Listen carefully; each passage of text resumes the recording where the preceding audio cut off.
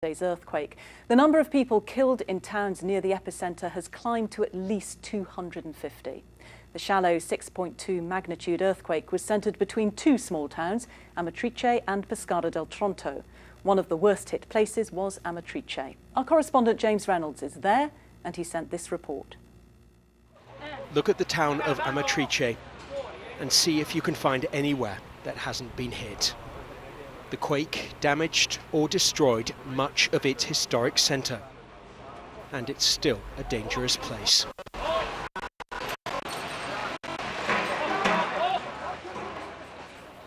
This afternoon there was a large aftershock, enough to shake the entire town. The ground has just shaken again here, and the effects were tremendous. Just have a look over here and you'll see all that dust has been caused by the new aftershock. I'm not even sure what to call it, but we heard and we felt the entire tarmac here, the entire ground move. Elena Serafini is still recovering from the quake itself.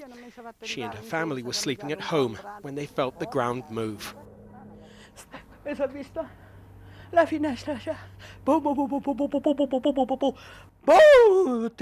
You can't understand it.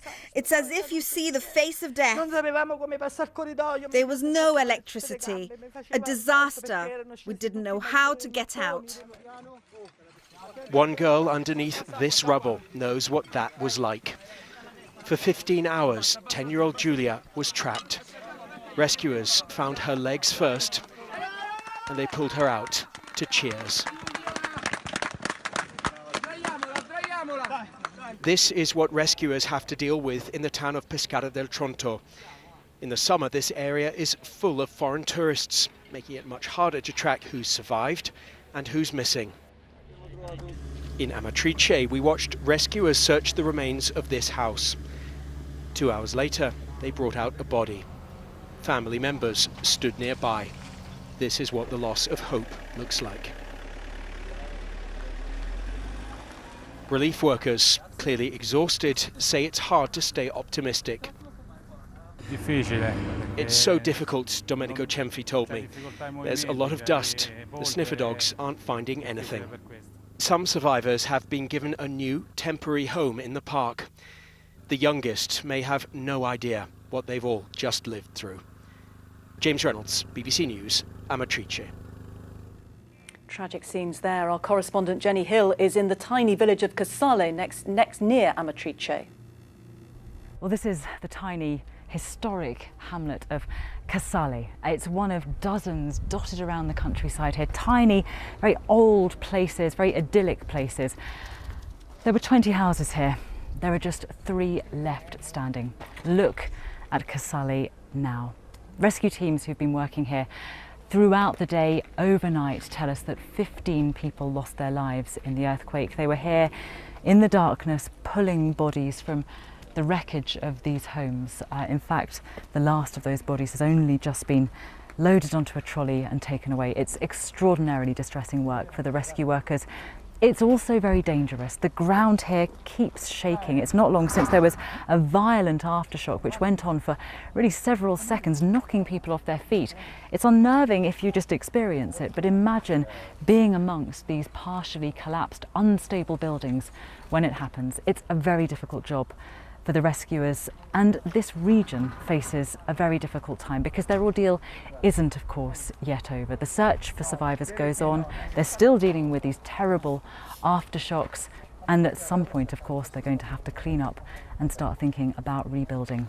I think Casale is really very striking because when you look at these houses here, you really get the sense of an idyllic place, somewhere people came to relax, had holiday homes, live and work, and just how quickly that fell apart.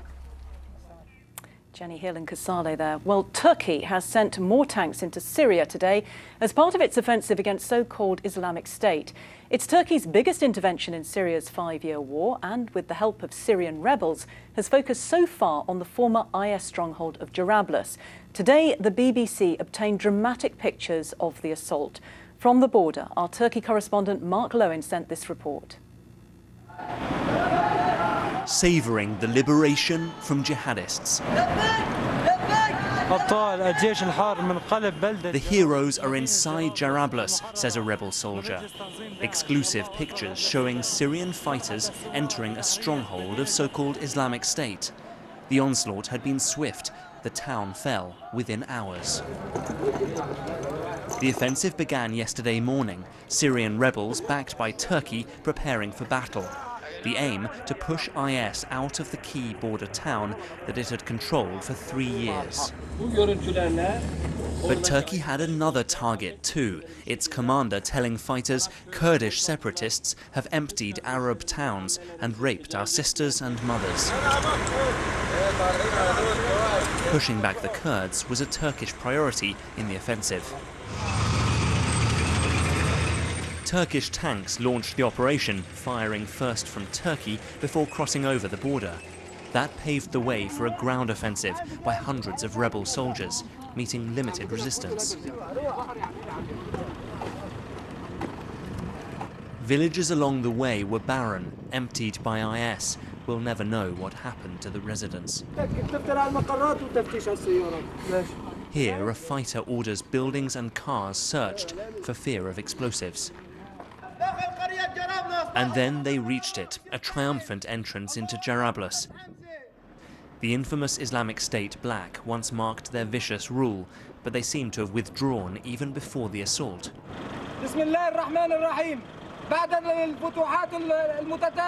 In the name of Allah, we promised and we kept our promise, he says. Jarablus has been completely liberated. People here are full of joy.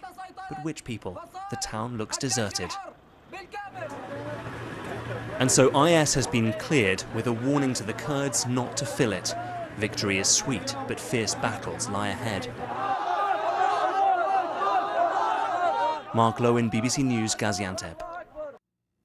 Well, as the fight against Islamic State continues, conditions inside Syria are growing worse. Russia has agreed to a 48-hour humanitarian ceasefire to enable aid to reach 2 million people in Aleppo. Well, for more on all this, I'm joined by PJ Crowley, former US State Department spokesman. PJ, why has it taken so long, when some of the most distressing images have been coming out of Aleppo, to agree to this just 48-hour window? I think you have to look a little broader. The United States, we define the conflict primarily in terms of the Islamic State, but you could say it's easily a 10-sided conflict, and so it makes it very difficult even to define what the Syrian civil war is about, how to manage what's happening on the ground right now, much less get to an acceptable political solution that every one of the protagonists inside Syria can live with. And the reality is, whether we're talking about Aleppo, talking about the prospective peace agreement, talking about Jarablus, the dynamic inside Syria, the key players are jockeying to try to obtain as much control of territory as they can to be able to influence that eventual political solution. And of course, a key example, as we've just been hearing from Mark Lowen, is Jarablus. Here you have the Turks also fighting the Kurds, who have been an ally of the US. What is the US priority right now? Well, the U.S. priority is to defeat the Islamic State, eliminate the caliphate, but obviously for a country like Turkey, how that is accomplished matters profoundly. Around Jarablus you have 2 Kurdish enclaves, the Kurdish allies of the United States, if you will. They would love to consolidate an enclave that would give them a stronger position when it does come to an eventual negotiation. That's highly problematic, for the Turks, because the key ally of the United States, the one who's been the most effective, the YPG, they're affiliated with the PKK, and there's a longstanding conflict between the PKK and the Turkish government. That just is one example of the complexity that we'd like to be optimistic, but the reality on the ground is that we're going to see these collisions of interest for some time. Absolutely. What hope then is there for the next round of peace talks when Sergei Lavrov meets John Kerry in Geneva tomorrow? Well, I think it's very, very important to keep the process going, to plow the ground that's there, to try to reach understandings where you can. But to me, fundamentally, is the dynamic on the ground at a point where it supports a political negotiation? In my mind, tragically for Syria, you still have weeks or months, perhaps even years before the situation on the ground clarifies to an extent that a real negotiation and solution becomes visible. PJ, as ever, thank you very much indeed for joining me. Thank you, Jane. Well, now a quick look at some of the other day's news. And Myanmar's president has visited one of the country's most significant heritage sites, damaged by a powerful earthquake on Wednesday. Some of the centuries-old pagodas and temples in the ancient city of Bagan were hit by the 6.8 magnitude quake. It shook buildings across the country, and tremors were felt as far away as Thailand, Bangladesh and eastern India. 4 people are known to have died. The impeachment trial of suspended Brazilian President Dilma Rousseff has got underway. She's accused of tampering with the budget to hide a growing deficit. She denies any wrongdoing, saying she's the victim of a political coup. The Senate is hearing from witnesses, and Ms. Rousseff will start her defence in person on Monday. The world's first self-driving taxis have started picking up passengers in Singapore. A US-based startup firm, Nutonomy, is offering the service and plans to start with 6 cars for now, growing to around 12 by the end of the year. Uber is planning a very similar project to be launched in Pittsburgh in the US in a few weeks' time. After half a century of civil war, Colombia's government has reached a historic peace agreement with the left-wing FARC rebel group, and the president of Colombia has ordered a ceasefire against the group starting next week. The peace deal was announced after nearly 4 years of negotiations. Details of the agreement will now go before the Colombian parliament, and a referendum is expected in October. Natalio Casoy reports from the Colombian capital, Bogota. After many years of fighting, kidnapping and war, and 4 years of negotiations with the FARC rebels, Colombia's president finally had some good news. Hoy podemos decir, por fin, que todo. Today we can finally say that everything is agreed upon. Thanks to the titanic efforts of the delegations at the negotiating table, the final pending matters were agreed upon. The conflict, which began in 1964, has killed more than 260,000 people, uprooted almost 7 million and left 45,000 missing. The illegal trade in cocaine has fueled the conflict, partly funding the FARC rebels and drawing other groups into one of the world's more protracted conflicts. In the country's capital city, Bogota, Colombians took to the streets to celebrate the historic peace deal. This announcement is very important for us Colombians. Most of us were born in a country at war, and this offers a ray of hope. When looking at a terrible past, it offers the chance of a bright future. It's very moving. My father and grandparents have been victims of the violence. Giving ourselves a chance as a society is very exciting. Everyone here is a firm supporter of the peace process, but there are many in Colombia who are wary of these agreements and think they will carry a great deal of impunity for FARC rebels. It will be people like them, but also people like the ones here, who will decide in a popular vote in October if they approve the agreements and there is finally peace with the FARC in Colombia. For now, roughly 7,000 remaining FARC guerrillas who live in the jungles and plains of the Andes are resting their guns. And after half a century of war, the oldest insurgent group in Latin America is beginning to enjoy other pursuits. Natalio Casoy, BBC News, Bogota. Now, we have reports coming in that an American Navy ship has fired 3 warning shots after an Iranian vessel made an approach at sea. This happened near the Strait of Hormuz between the Gulf of Oman and the Persian Gulf. According to a US defense official, the Iranian vessel carried out unsafe and unprofessional maneuvers. This is after the US reported a similar incident with Iranian vessels on Wednesday. Now, the British government has restated its goal of cutting the number of migrants coming into the country to below 100,000 a year. New official figures reveal that the figure remains more than 3 times higher. 327,000 more people came into the UK than left in the year to March. Well, cutting migration from EU countries is a key aim for British officials in the upcoming Brexit negotiations. Here's our British Affairs editor, Mark Easton.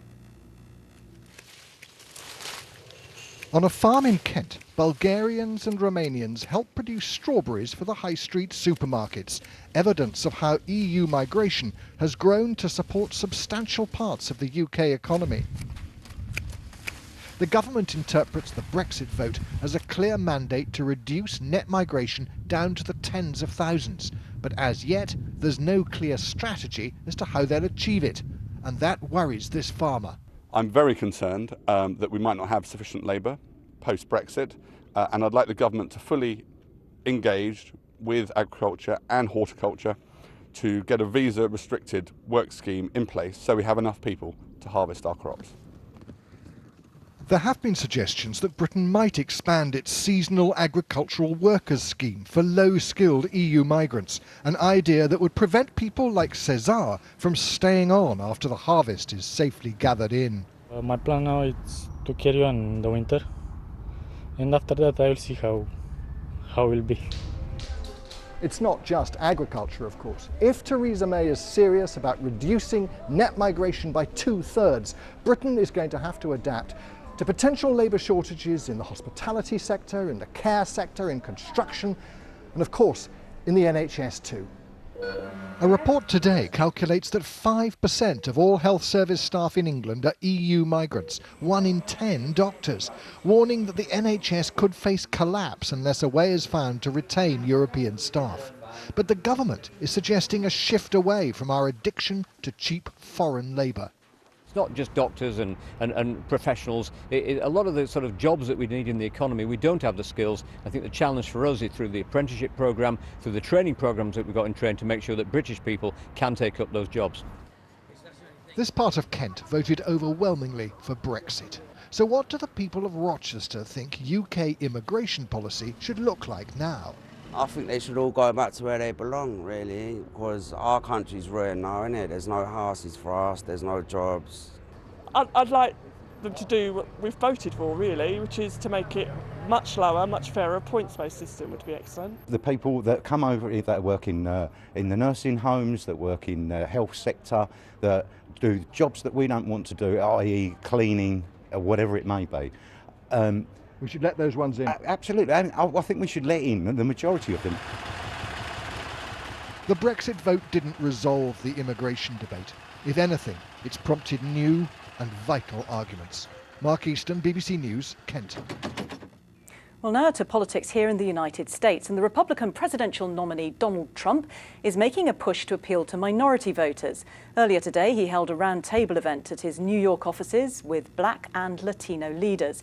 Mr. Trump is trying to win over these voters who polls show overwhelmingly support Democrat Hillary Clinton. Yesterday at a rally in Jackson, Mississippi, the Republican nominee had strong words for his Democratic rival, Hillary Clinton, saying she's not a champion for minority communities. Hillary Clinton is a bigot who sees people of color only as votes, not as human beings worthy of a better future. She's going to do nothing for African Americans. She's going to do nothing for the Hispanics. Well, I'm joined now by Anthony Zurcher. Anthony, strong words there, but Hillary Clinton enjoys vast support for minorities, so why is he calling her a bigot? Well, it's a play out of the traditional playbook to attack a candidate at their strength. And so I think Donald Trump sees this rightly as a strength of Hillary Clinton. She has vast support among minority voters. He needs to take her down a few pegs. Yes, it's blunt language, but it's not really surprising that he's trying to damage her a little bit there. You don't just go after the weakness, you go after where they're strongest. The thing is, a lot of this usually you see it done by surrogates and not the candidate himself. When George W. Bush went after John Kerry, he had the Swiftboat Veterans for Truth come after him and his war record instead of saying it himself. It's risky. Now, what about Donald Trump's stance on immigration? Because to a lot of people, he seems to be backpedaling from his original stance that he should build a wall and kick everybody out. Absolutely. He's still talking about the wall, and he said he wanted to be very clear the wall is still going to be built, but the sending people out of the country, that is a little softening. He said, well, there are people here who have been here for 10 years. We want to be fair to them. They're not all bad. And I think he's realizing that you just can't do that. It costs too much money and it would break up families. The question is whether his core base of support is going to be on board with him for that. They see that as a central part of his message. He's saying that the elite are out to get the average working voter because of trade deals and because of immigration. If he backs off on immigration, that's going to call into question all of this. And the moderate voters, who he may be trying to sway, the Hispanic voters, I don't think they're going to buy a couple of speech lines after he spent an entire year talking about how he wants to crack down on immigrants. Because that's the big question, isn't it? Will all this back and forth have any effect on the vote on the day? How many days are we out? 75 at this point? About 2.5 months. So yeah, that is the big question. I think right now, I've already heard from some Hispanic supporters saying, we're looking at his track record, and he may be having a moment where he's realizing how impractical this is, but also maybe he's looking at the polls and seeing Hispanic vote, bottom dropping out of it, and so he decided he needed to do something to address that. That doesn't seem legitimate. Anthony Zurcher, as ever, thank you very much for joining me. My pleasure. Now, the BBC pop-up team is once again covering the stories you, the viewers, have asked for, this time in Russia. The country has long struggled with overcrowded children's homes and a large number of orphans in need of care. But for more than a decade, a small village south of Moscow has been experimenting with what the founders think may be a novel solution to support both foster children and the families who take them in.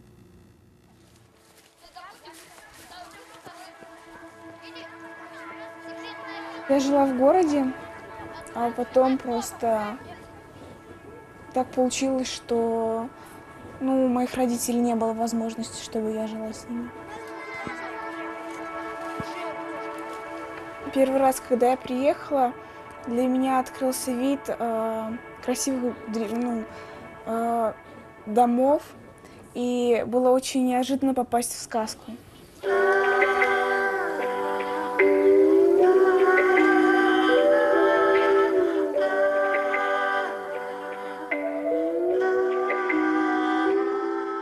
We go into orphanages and try to find children who would like to come to our place.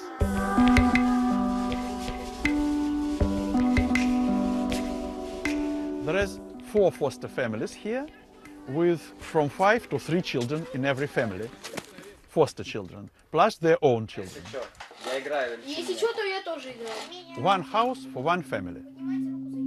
And adults invite orphans if they want to be inside the family. Okay. All families construct a community. It's a very unusual way of taking care of orphans.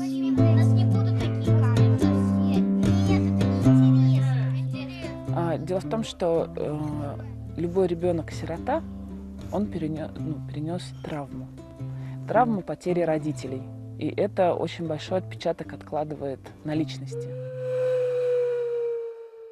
Вот и сказал, что вот есть ребенок, которого сейчас из приюта переводят в детский дом. Его родители решили родительских прав. Но он не говорит об этом, но когда я у него спрашивала, хочет ли он остаться в моей семье, он сказал, что ему нужно в приют, потому что мама должна забрать его оттуда. Вот. И я ему сказала, что давай, если мама приедет, то я, конечно, тебя отдам. There was no tradition. In Soviet time, there was only orphanages. And there was absolutely no tradition of fostering.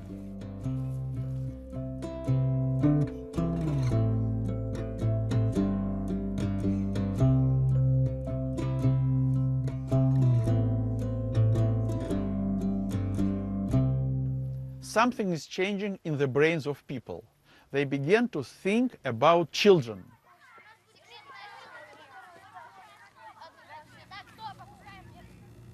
The BBC's pop-up team there. And a quick reminder of the main news today. Rescue workers in Italy are racing to save survivors from a powerful earthquake that has killed at least 250 people.